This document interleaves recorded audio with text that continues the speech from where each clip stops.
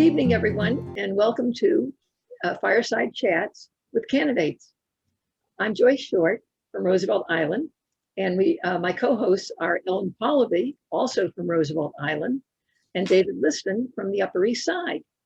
And our special guest this evening is Alvin Bragg, who is running for Manhattan District Attorney.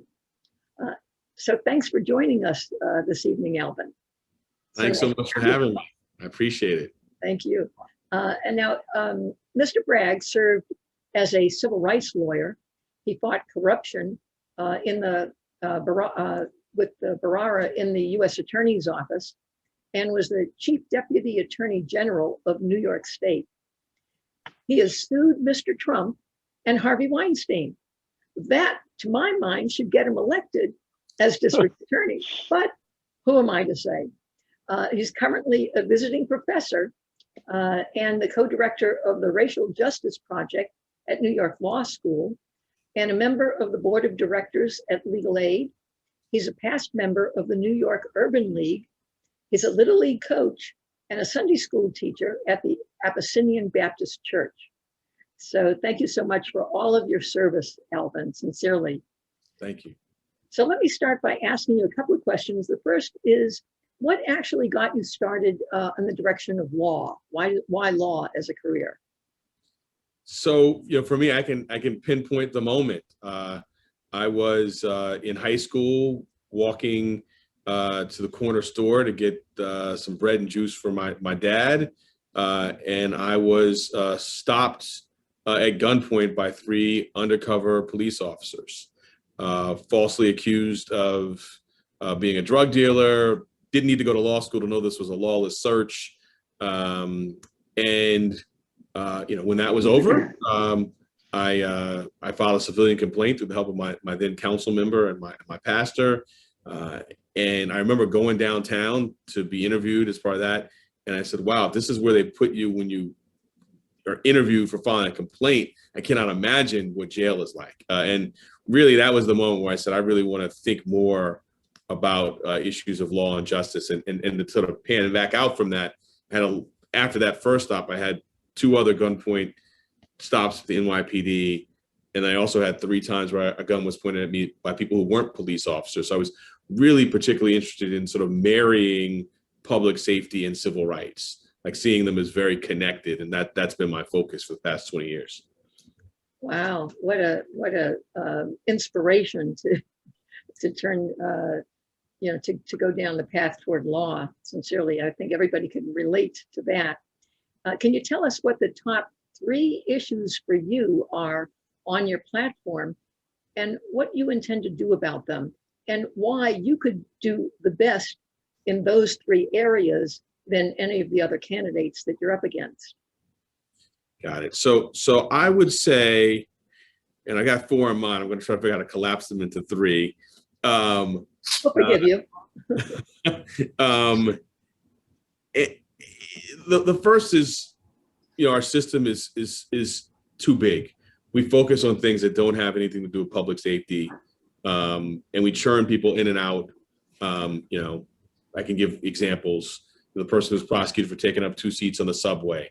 The homeless person who's prosecuted for using 1 counterfeit bill to buy food and toothpaste. We're using the wrong levers. Not that those issues should be ignored, but there are other parts of government that can deliver on those. And so I would shift away from those to the things I think that we talk about as public safety. So if the first one is kind of shrink the system, and I've got some management ideas on how to do that. The second is to then focus on guns and sex crimes. Guns, I've told you about some of my own personal experiences with guns. Professionally, I've worked in this space. When I was at the Attorney General's office, we looked at every single gun found at a crime scene in New York State and traced it back to its last lawful sale, laying out a blueprint for kind of gun interdiction. And I would do that as Manhattan DA. My theory of prosecution, which I've done the past 20 years, is you follow the contraband, you follow the money, it will take you to the most culpable people, you hold them accountable, and you'll get some enduring public safety benefits. So guns and then sex crimes. You mentioned my Harvey Weinstein case. We've got a series of cases out of the Manhattan DA's office where privileged men were not held accountable for sex crimes. We need to reboot that unit. I was earlier today with survivors of Robert Haddon, a former gynecologist from Columbia, who sexually assaulted more than 100 of his patients.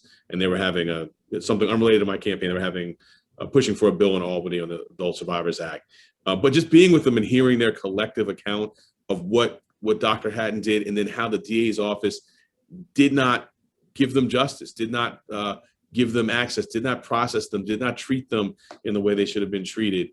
So I would say guns and sex crimes are two key kind of public safety issues. So shrink the system, public safety, guns and sex crimes. And the third is police accountability. Really that is what, going back to your first question, got me into the law.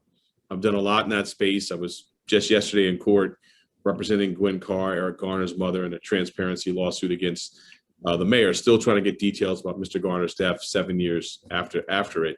So it's a civil rights issue, but also for me, it's a public safety issue.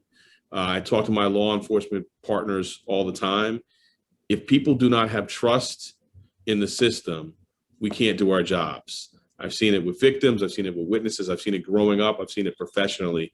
And so just like I talk about those early experiences in the same breath, 3 by the police, 3 not by the police, that's how I think about police accountability. It is a civil rights issue, but it's also a public safety issue ultimately. So those are the 3, and I think I'm best positioned. I've tried to weave it into the answer because I've done the work. I've done cases.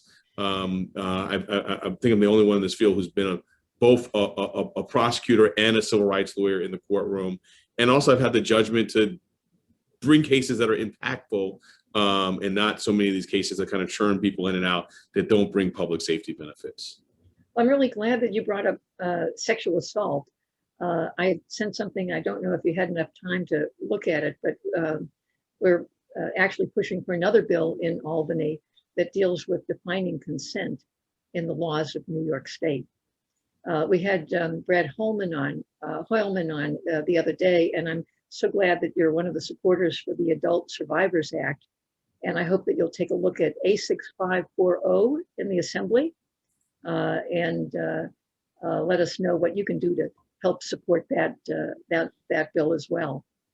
Yeah, I know about the issue generally. I mean, I teach criminal law classes now, and my class hews pretty closely to New York law and the issues of consent. So I will take a close look at it, but I know it's an issue that we need to.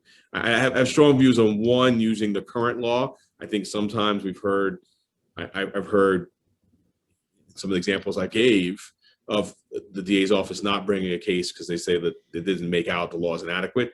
I've got some views on how some of these things, so the Harvey Weinstein, when he's caught on tape talking about a sexual assault, I believe that case could have been charged under our current law. But also I agree that our law can be strengthened. Yeah, unfortunately, even in the Weinstein case, when the jury asked the judge what was the definition for consent, what he responded was use your common sense. And we believe that there has to be a definition so that prosecutors, judges, juries all have a uniform sense of what consent is so that we can provide equal justice under the law. But let's go on. I think we'll kick it over to David Listman to give us a start and go on and ask some other questions for Alvin. Thank you, Joyce. And Alvin, thank you so much for joining us tonight. Thank you. I've enjoyed reading. You have a very detailed, robust, ambitious memo on your website. It's a memo for day one of your administration as district attorney, and you list many different things that you plan to do. I'd like to ask you just a few questions related to that. For one, your resume as a former prosecutor, I have to say, and I'm a former prosecutor myself, is very impressive. There are a number of candidates in this race who have no prosecutorial experience whatsoever. This would be their first job in law enforcement. You have experience in law enforcement, a lot of it. Here's the question. As Executive Deputy Attorney General for the state of New York, as an assistant U.S. attorney, as a deputy chief attorney general for the state of New York. To what, on your memo, what items can I look to say, hey, that's something Alvin's already worked on before? These are changes he has implemented to one degree or another. So I think a number of the ones that are kind of management ideas are things that I've borrowed from other places. So having, to me, it's really, I was going to say intriguing, to use a nice word, that the intake unit at the DA's office doesn't have a permanent chief.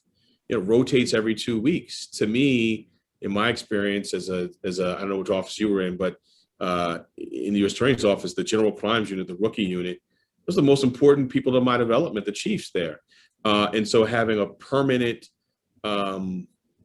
person who's reporting to me on my senior staff about intake, right? That's the kind of thing I borrowed from, overseeing the social justice division, thinking about, like, what are the most important positions? How are we going to structure things? I think how you set up the org chart really can drive results. So that's sort of one sort of procedural example. Hiring is something that also, as I borrowed when I was at the Attorney General's office, my thinking was we hire the whole person, right? So for me, you're a little bit of my bio, like I'm a Sunday school teacher and a Little League coach.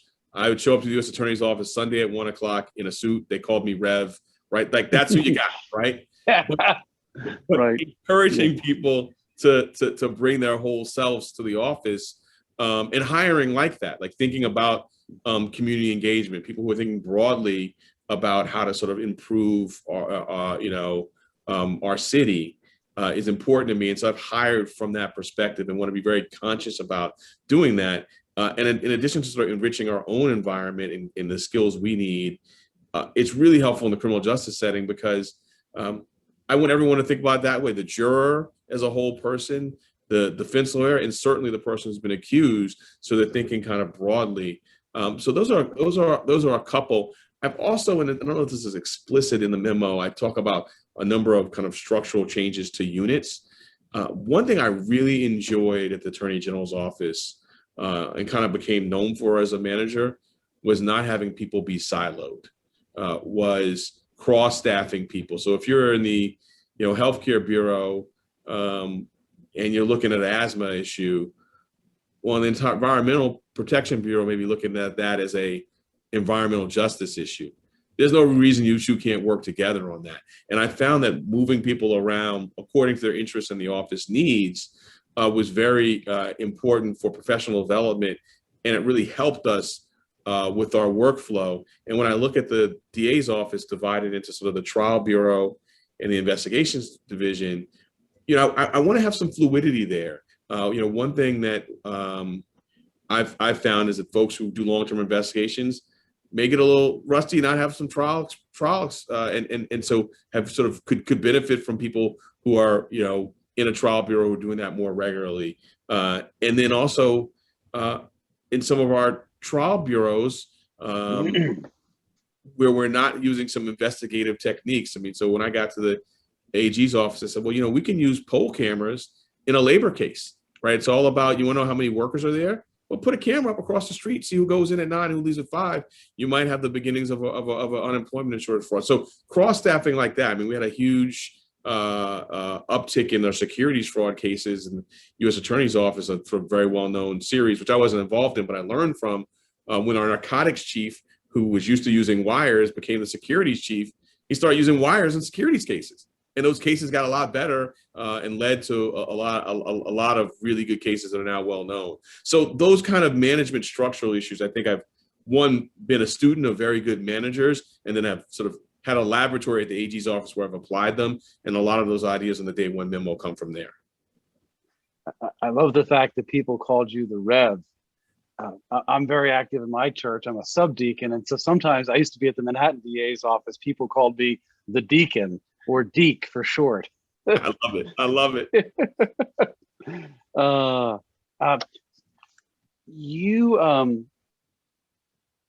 I will say that in this campaign, several candidates, you included, have talked about crimes that you will not prosecute. And I have to say that I have a hard time getting my head around that. I could see saying, look, seldom prosecute, or I will prosecute, but I will quickly divert these cases to social, psychological, substance abuse, economic, career counseling, all kinds of alternatives to incarceration. I myself, when I was an assistant DA, saw that it wasn't always a bad thing when law enforcement got involved. I remember cases where, and I have former defendants with whom I still keep in touch, whose lives were changed for the better because they were arrested and they ended up getting help. They didn't go to jail. I am concerned on two levels. One, are we missing the opportunity to make a positive change in people's lives? I think you and I both know law enforcement can make a positive difference in people's lives. That's why you're running. That's why you've done what you've done. And when you take a whole category of crime and say, I will not prosecute, are you missing an opportunity with regard to those cases? And second question, are you allowed to say it? I mean, let me put it this way. You can say anything you want, but is it appropriate for law enforcement to make that decision? Is that not really a decision best left for the legislature? So those are my questions. So if I can, I'll take them in reverse order. I actually teach this issue and have a robust dialogue about declination and the separation of powers. So, my view, and I have it in my class and encourage the discussion. So I think it's a discussion worth having. My view is that since the beginning of the Republic, prosecutors have been making decisions about what to bring and what not to. And I understand a categorical decision is different from case by case, but there's so many things in the books that we don't prosecute, but we just don't talk about it, right? There's so many laws that we don't enforce routinely, but we don't talk about it. Maybe I think because people don't want to have this conversation. So I think to vocalize and just sort of say it is important. And I think we're making the decisions anyway, have been doing it as prosecutors. I mean, I can sort of give examples, the U.S. Attorney's Office, there were certain things on, the kind of certain illegal reentry cases, the office just as a policy didn't bring, maybe didn't have it on our website, maybe didn't publicize it publicly, but it was an office decision. Or some things, we had one chief who said, look, I'm not doing Section 8 fraud cases because you know what? I got a whole lot of middle-class friends who I believe are doing rent stabilization fraud, and no one's going after them, so I'm not doing Section 8. So I don't think I created this, nor do even some of the people who, those other people I'm talking about, I don't think would be called progressive prosecutors necessarily. It's just they were making resource decisions and decisions about what they thought was the best use of prosecutorial discretion, which obviously, as you know, is a bedrock principle. And as to my specific decisions, I've found that a lot of people, candidates, those in office, conflate diversion and declination. In the policy, we wanted to be really focused on separating them out. So I've been criticized by some for not having more things on my categorical declination list because it is a shorter list than some. I'll say that. And it's things that are just in my experience, both as a prosecutor and walking the streets, have been abused. So disorderly conduct, in my mind, if there's not another charge you can bring, disorderly conduct is just not something I want to spend time. It's just to me not worth taxpayer money. I don't think it's going to put someone on a different path. The turnstile jumping, I view it as an easy pass. No one's pulling you over on the side of the road with a gun, because you went through your easy pass and your money was zero. And so my list is tailored to things where I think there's been disparate enforcement. There's no public safety benefit. I guess those are the two big ones. Mm-hmm. So the marijuana possession. Now we may be in a different place now that it's, when I made the list. Yeah. The legislature might have actually done it. Yeah. But selected that because of the, kind of the disparities in enforcement. So some of it is, I think, maybe a different allocation of powers issues and sort of reverse engineering things where I think are particularly rife with potential for police abuse. It's like resisting arrest. I've never understood the standalone resisting arrest charge. Like, well, what was the arrest he was resisting? What was resisting arrest? No, but what were you arresting the person for? And I say that as someone, I've done assault cases, when someone's assaulted a law enforcement official. But that's a case, that's, So if it's real, like, let's do it. But if it's resisting arrest because you were busting someone's chops, let's not. But then importantly, the declination is separate from the diversion. And we've got, for example, offenses in the diversion where I do think, some community-based diversion could help someone with, treatment or mental health. And so really wanted to be, kind of have a curated list on declination of things that just could be categorical about. I was in a forum last night and, talked specifically about, to really link this up with the policing issues, the one counterfeit bill. George Floyd, like, to me, it's like, before we even get to the police force, like, should we be calling the police for that at all? I don't think so. Or, untaxed cigarettes. I mentioned the Eric Garner matter. I think about that a lot. To me, that's just not a public safety issue. Now, it doesn't mean that government shouldn't do anything. There are different levers of power. So when I was at the Attorney General's office, at the same time the NYPD was going block to block and arresting people for untaxed cigarettes, we did something that I thought was far wiser. We sued, after an investigation, Federal Express and UPS, which shipped thousands of untaxed cigarettes. We went to court. No one died. No one's human dignity was impaired. And after a trial, got back more than $100 million in untaxed revenue for the state. So, like, to me, like, that's doesn't mean you ignore the problem, but what are the different government levers? And to me, that's an example of something that's like, untaxed cigarettes. I got no interest in arresting the person on the street doing that. They'll be back, in a day. We will have solved nothing. Probably taken someone who could be a witness in another crime, and they're not going to talk to us anymore. Let's follow the money in the contraband, do the case that's impactful, and use a different government lever. Okay. Thanks, Alvin. I'm going to hand the torch to Ellen, right? Joyce, would you say? Okay. Okay.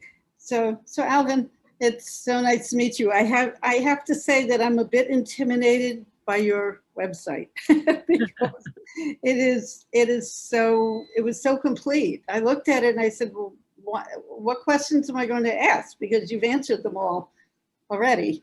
Thank you. I'm going to pass that on, or maybe I'll send the recording to my policy director, who's responsible for it. I just want to echo what Ellen said. We've looked at a lot of websites to prepare for these interviews, and yours is incredibly thorough. You have footnotes. You have footnotes in it. Right. Right. Citations. You've read like a college course. It's very thorough. I am a social worker, so I have no background in law. My background is in health, and I got into the interest in law when I realized that the health is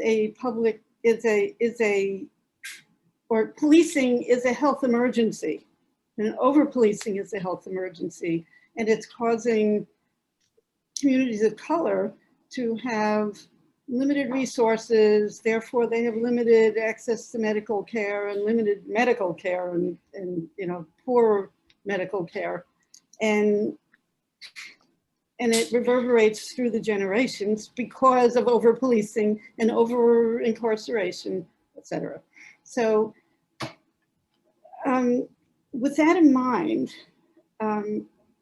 what I saw about the list of do not prosecute is that it acts like a break to the police. It retraining for the police what they should not be arresting for, and don't bother arresting for that because we're not going to prosecute it anyway. So there's less penetration into the community that way, and so it's less bothersome to the community, and less people will be arrested long term. So is that the case, or is there something that I'm missing?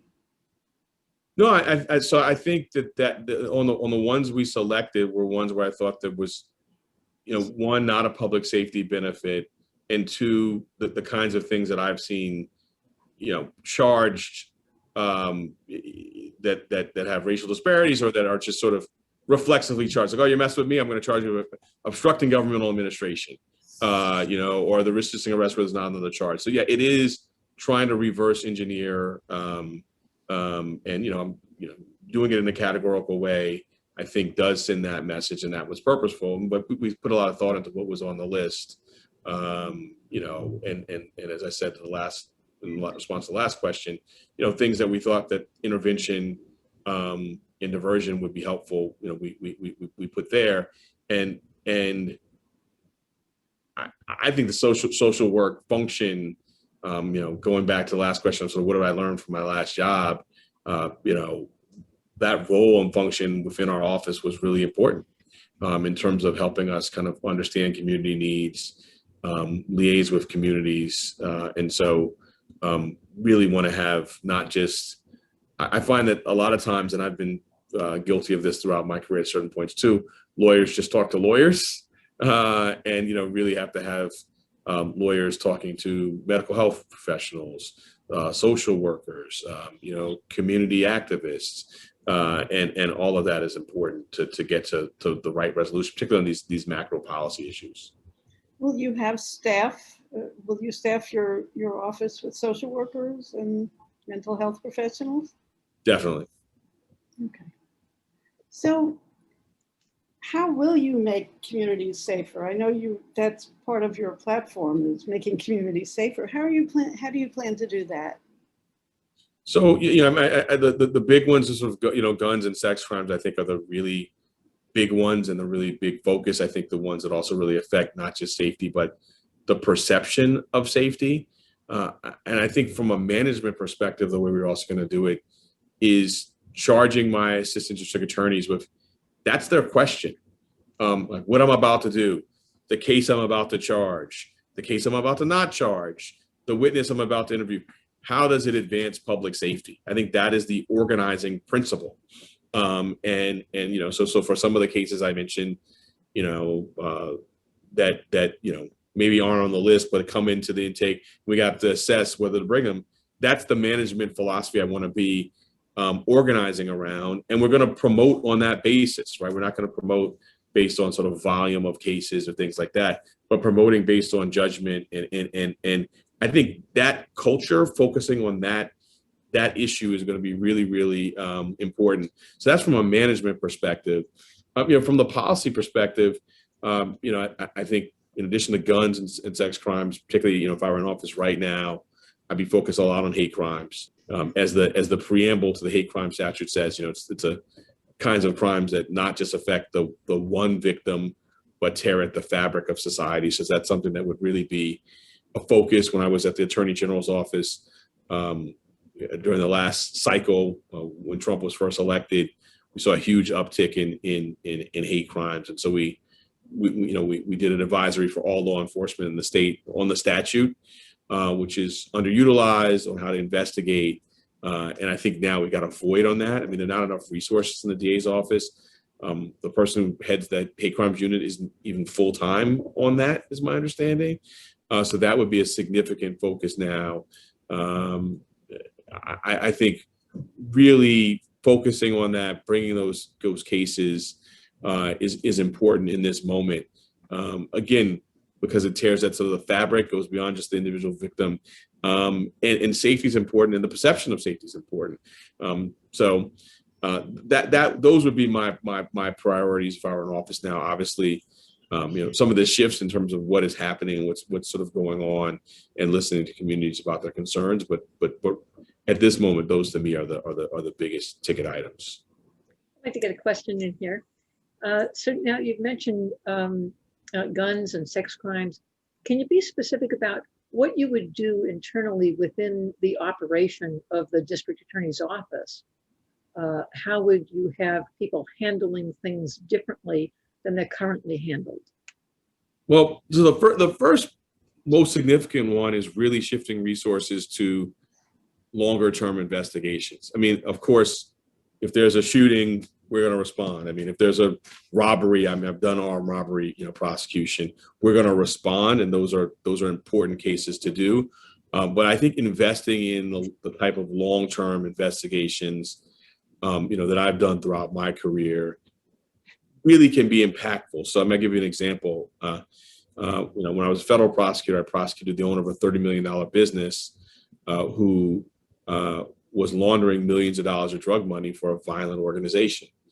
we turned off the flow of money, and public safety benefits flowed. That investigation took time, took resources, took know-hows. We had, undercover officers, we had, wiretaps, but the time spent there versus the time kind of arresting the end users and who can be replaced pretty easily by an organization, well spent on actually dismantling. It's really hard to find the owner of a business who can launder millions of dollars in drug money. And so that really crippled that piece of the operation. Or I'll give you another example. I prosecuted the owner of a pharmacy who was engaged in healthcare fraud. He was basically preying on folks addicted to oxycodone, and was using, the privilege of, being a owner of a pharmacy to write, fraudulent prescriptions that had no medicinal value, oftentimes of stolen prescription pads. I think the traditional thing is we could have just arrested the end users and called it a day and not gone more. And I think we see a lot of that in law enforcement, but building the case where we did the owner of the pharmacy. And so that took that, organization out, and helps, with safety, and particularly with, the kind of safety effects that come with the kind of abuse of oxycodone. So those are just sort of two examples, but building investigations that deliver enduring public safety benefits, as opposed to doing some of the easier reflexive ones that don't deliver enduring public safety benefits. Like I said, we're still going to obviously do the armed robbery, the ones that you don't plan for. Things happen. The Times Square shooting, you can't do a long-term investigation around that. You just respond and then do that case.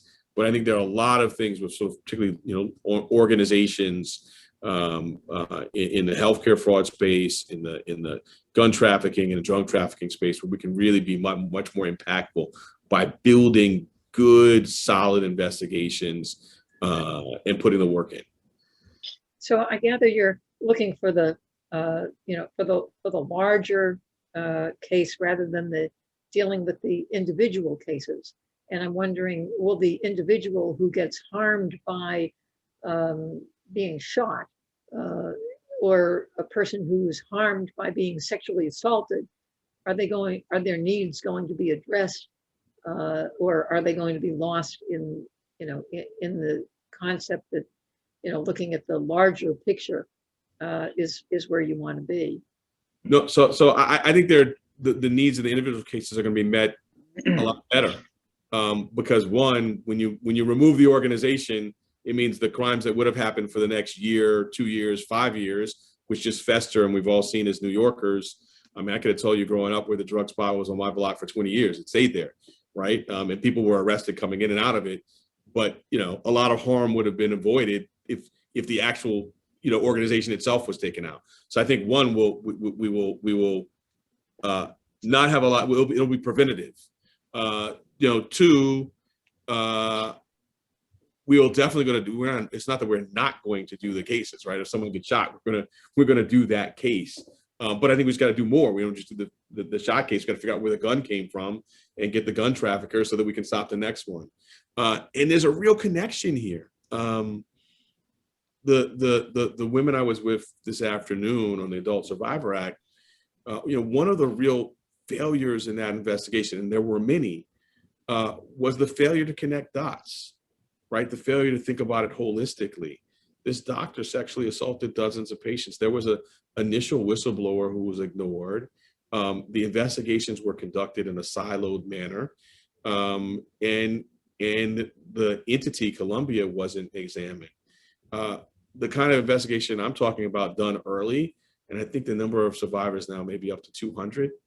It could have, and this was the heartbreaking part, the age range of the survivors was from someone getting their first gynecological appointment, to someone, in full adult, beyond childbearing years, as it was put by the women who organized the conference today, and the time range of the conduct the doctor sexually abused someone who he had delivered, right? The mother of the private. So to think about that length of time, the amount of harm that could have been avoided by a connect the dot investigation, the kind I'm talking about. I mean, we're talking about preventative measures here. And so I think that it goes directly to what you're saying. And it's a portable concept. When I was at the Attorney General's office, we sued a Catholic Church diocese for what we allege was complicity and covering up in this same space of sexual assaults. And so looking at it not just as an individual, but looking at it as a serial abuse for which the institution was complicit, I think that's really the only way to get to for these entities the structural issues and prevent the harm. And really, then I saw the power today in the sort of the group of community, the structural harm causing this collective trauma. But that's not to the exclusion of doing the individual cases. I think it amplifies, provides context for, and then prevents some individual cases. So just to switch over to another concept, can you tell us, because so many people that are running for district attorney have been introducing the concept of restorative justice. So what is your opinion of the concept of restorative justice, and how would you apply it, or would you apply it in your district attorney's office? Yeah, I'm a proponent. I think that actually I sit next to, when we're in the brick and mortar world at New York Law School, I sit next to one of the leading academics on restorative justice, and she had a conference at New York Law School a couple of years ago dedicated to this issue, and I learned a lot. Heard from surviving families, leading scholars. I think it's something that we need to scale up. I think that obviously the starting point is that it's got to be something that the person harmed wants to do, and so obviously it's always voluntary. But I think under those circumstances that it's very powerful. The data show that when folks aren't just giving a binary choice between, do you want something to happen here that had something being prosecution or nothing? Obviously, they choose prosecution. But when given a broader set of options, including restorative justice, they choose it. Not only for, I know we've talked a little bit about religion, so I kind of come to restorative justice through sort of a redemptive religious lens, but a lot of times, it's a very practical lens of folks saying, they want to know what happened. They want to know what happened to their loved one. They want to know what happened and get context and understanding. And I think we should present that option to survivors. And if they say yes, help them with that. And if they say no, obviously that's the end of that conversation. So Alvin, I was intrigued by your idea of restorative justice between the communities and the police. Could you explain that? How you would do that? So that I think is sort of a broader concept of sort of when we're talking about sort of community trust and developing community trust. So I think so slightly, as you put your finger on, slightly different use of the term, and part of more when I talk about hiring ADAs, we've got community engagement, working with restoring trust in communities to restore justice sort of in that sense, as opposed to sort of the traditional sort of harm way, which I think the more classic one was, responding to Joyce's question. I view that, as I said, I view kind of that community trust as being part and parcel of public safety. And so that's more delivered through, I think, looking at data that show that when we have non-policing interactions between police and particularly youth, that improves the relationship. So fostering things like that. I mean, people have asked me, will I continue to be a Sunday school teacher? Yes. I think I've done a lot to advance, the cause of justice through those relationships, and being someone who's just not in an official capacity in my old jobs, but really building bridges. And so that's what I'm talking about in that context, so slightly different.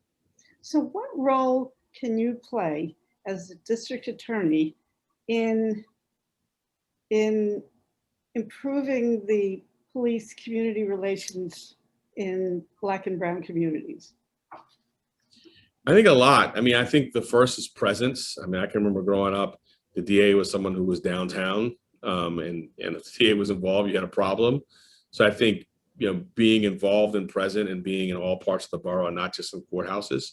I'm endorsed by the teachers union. We've talked about some pipeline work that they already do, helping with that pipeline work, having ADAs be, have good credit, right? It's like not just the cases you do, but engaging in being out and about.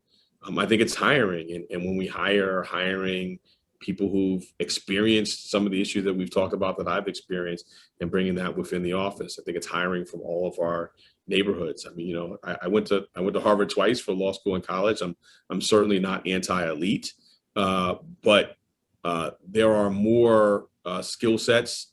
Or let me put it this way: I had a number of classmates who were, geniuses in an academic sense that you might not want to be making a decision about someone's liberty.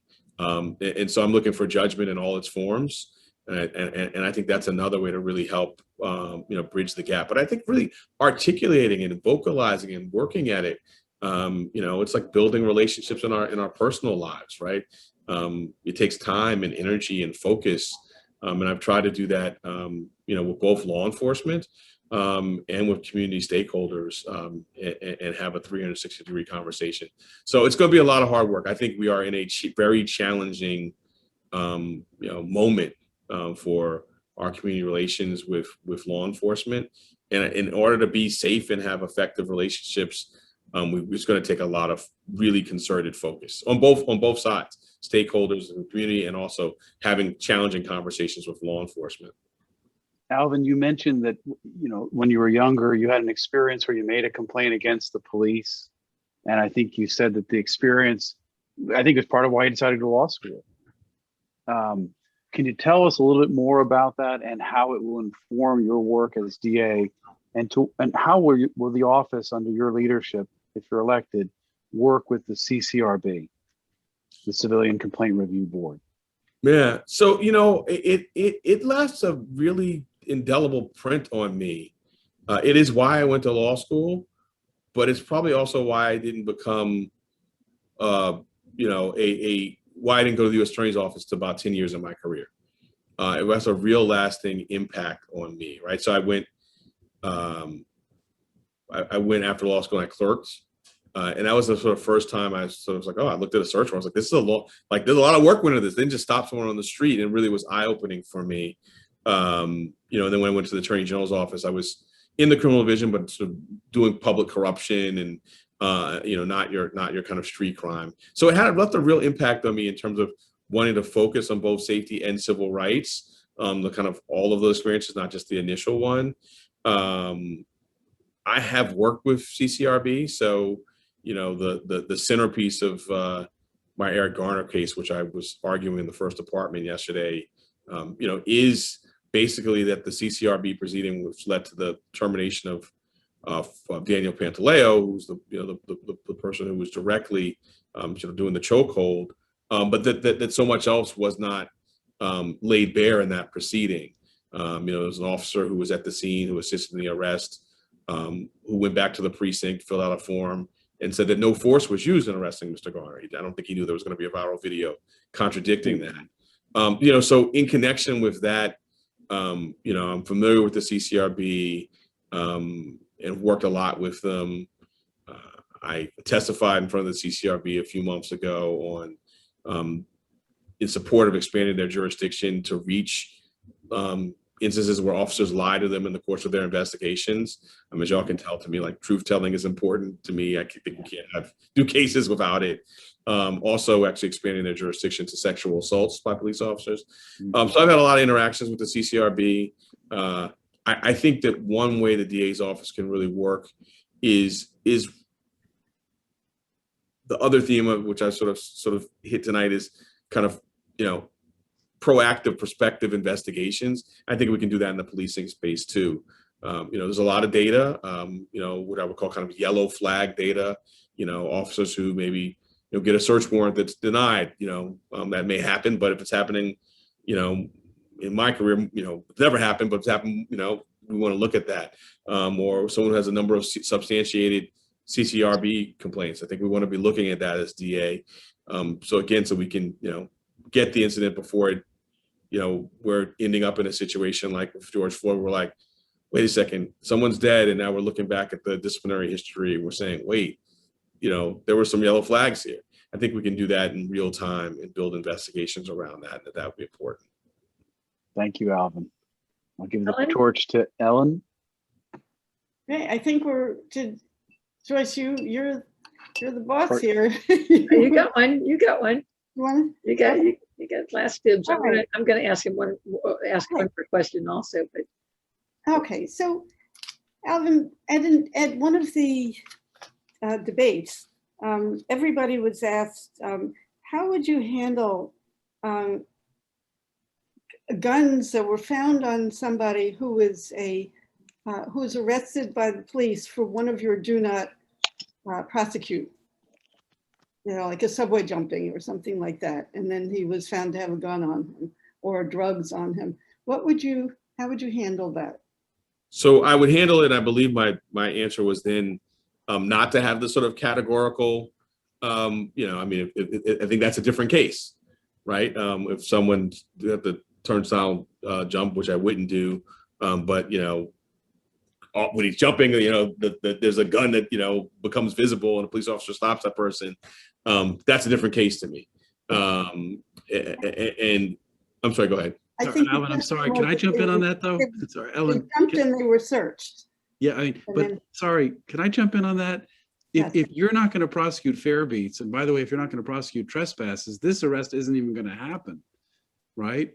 And that the police aren't going to arrest that person, and they're not going to find the gun. Right. So that's a different question. I'm happy to address that one. I got data on that. I mean, so at the AG's office, we looked at every stop from a 4-year period. During the I think the height of the stop and frisk years, depending on whether how you judge that.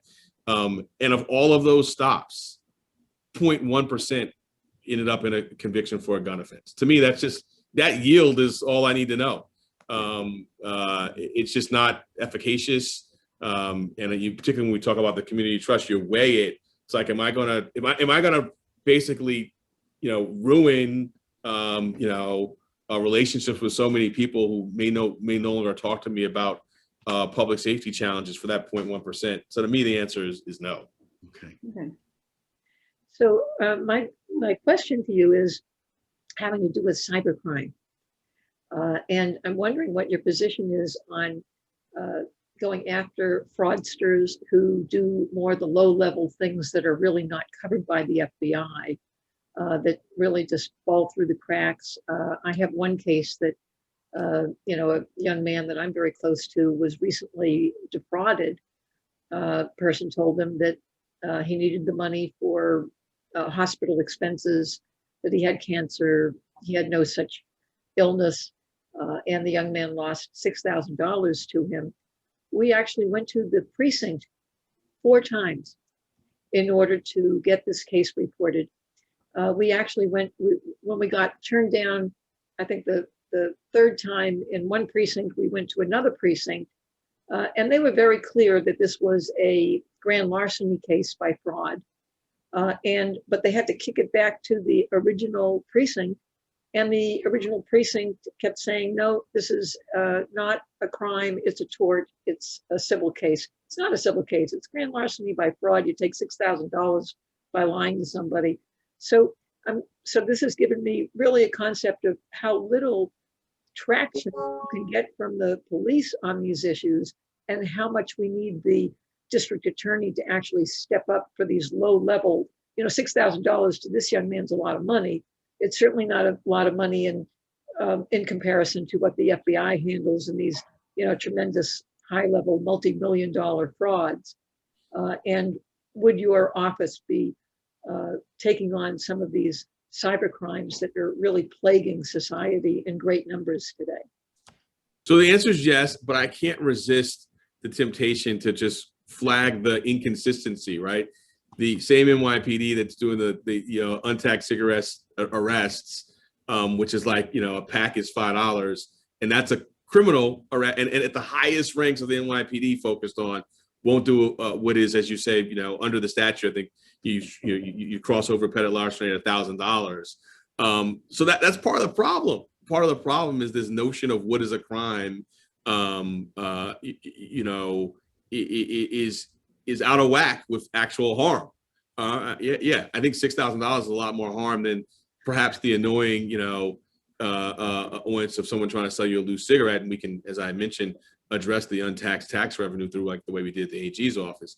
So the answer is yes. And I actually had a conversation with my friend who was in the U.S. Attorney's office with me as a kind of leader in the cyber fraud space now in private practice, talking about this very issue, the gap between FBI enforcement and what they won't do, and what that leaves for, you know, basically unprosecuted fraud. So, and this is someone who he and I tried an identity theft, bank fraud trial together when I was in the U.S. Attorney's office. You know, in addition to some people, you know, having their money directly taken, obviously a big piece of this is identities being taken and then things being done in people's names, as well as a big problem. So this would be a big priority for me. I think it's important. And it also goes to a broader issue when people say, oh, well, you work for the state, you work for the feds, this would be the DA's office. What do you think about different jurisdictions and what's yours and what's not? To me, that there are, having spent time in the other offices, I know the core competencies. You know, some of this comes down to laws. You know, the law is different in state versus federal or something, but this is something where there's a clear, the FBI is doing really good work, but they are not doing a $6,000 case. And so this may be an area where I would say, look, if another jurisdiction is really doing well in the sort of, you know, build these cases up category, well, we need to really focus on what's not being done, you know, and we may build a $6,000 case into a $1 million case. I've seen that. I've worked on those. But I think this is an important gap that is a enforcement gap that I would step into as DA. Do you have a comment on Attorney General James's newest police use of force law bill? Yeah, so I support it. Actually, I wrote an op-ed about 2 years ago on this issue. You know, having worked on a number of these cases, that, you know, changing the standard to one of last resort, that lethal force can only be used as a matter of last resort. I think it's an important standard change. That's the one I focused on, and I think the law should be changed there. Excellent. So folks, I want to end by saying, reminding everyone that the vote for district attorney, you only get to select one person, one and only one person. It's not ranked voting because the person actually is elected for a state office, even though it's in the District of Manhattan. And so we want to make sure that everybody recognizes that your vote is your voice. And we want to hear your voice loud and clear on June 22nd. So thank you so much to Alvin Bragg for joining us this evening. And we hope you all will make sure that you use your voice loud and clear on June 22nd. Thank you so much for watching. Bye-bye now. Thank you for having me. Look forward to seeing you out at the Green Market. Great. Excellent.